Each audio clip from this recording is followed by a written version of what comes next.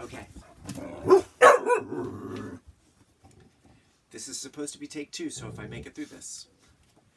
Freedom in Congo Square.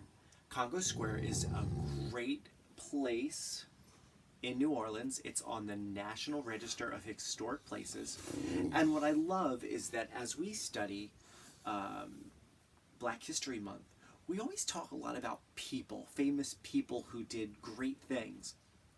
The reason I like this book is because it's about a special place where everyday people, like not anyone that got super famous, but people gathered to celebrate their freedom and community.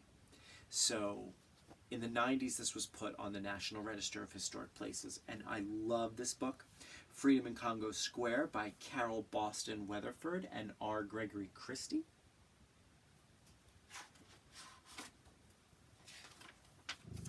No, Jenta, please. Hey, hey, hey. That's just a man.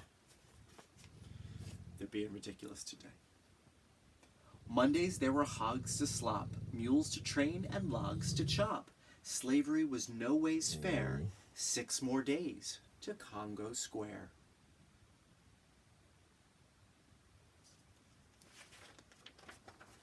So 6 days from Monday is Sunday. So Sunday must be the special day in Congo Square. Tuesdays there were cows to feed, fields to plow, and rows to seed.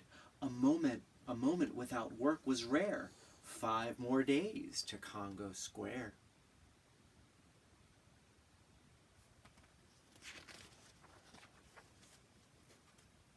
Wednesdays there were beds to make, silver to shine, and bread to bake.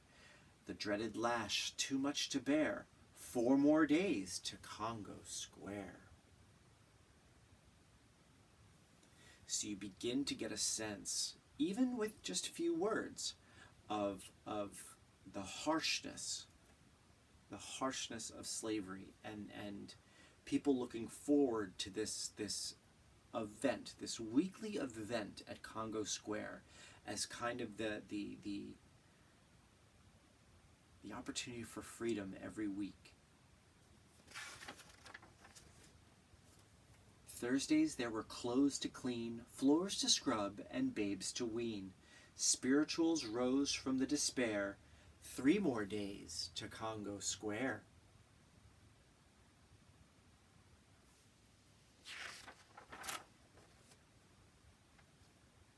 Fridays there were crops to pick, trees to prune, and walls to brick. Run away, some slaves dared. 2 more days to Congo Square.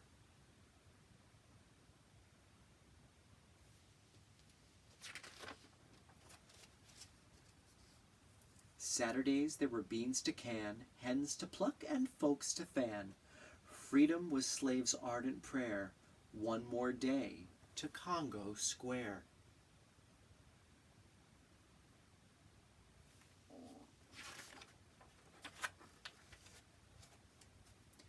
Week in, week out, from sun to sun, always more chores to be done.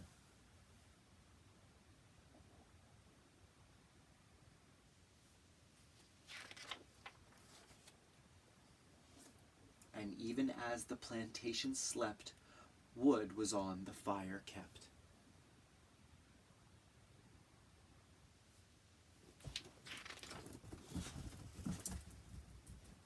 They're up to something. But Sunday was a day of rest, when Master charmed the weekend guests.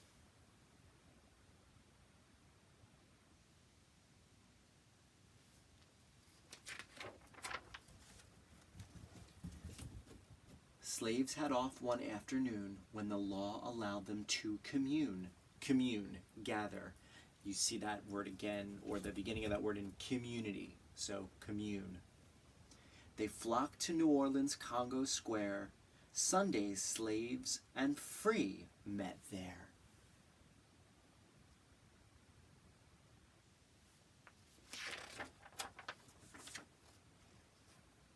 It was a market and a gathering ground where African music could resound. Beneath the sun in the open air, the crowd abuzz with news to share. It's one of my favorite pages of the whole book. I love just the physical expression of freedom, even if it's just for that day, that afternoon. Grouped by nation, language, tribe, they drummed ancestral roots alive. They played triangles, gourds, and bells, bonzas, flutes, fiddles, and shells. I like this page too. It's like the illustration isn't quite the same as it is on the other pages, and I love how it just is different.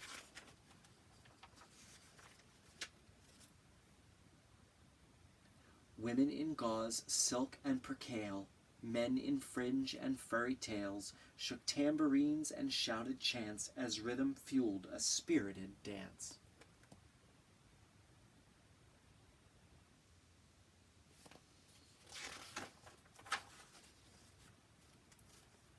They rejoiced as if they had no cares, half day, half free in Congo Square. This piece of earth was a world apart. Congo Square was freedom's heart.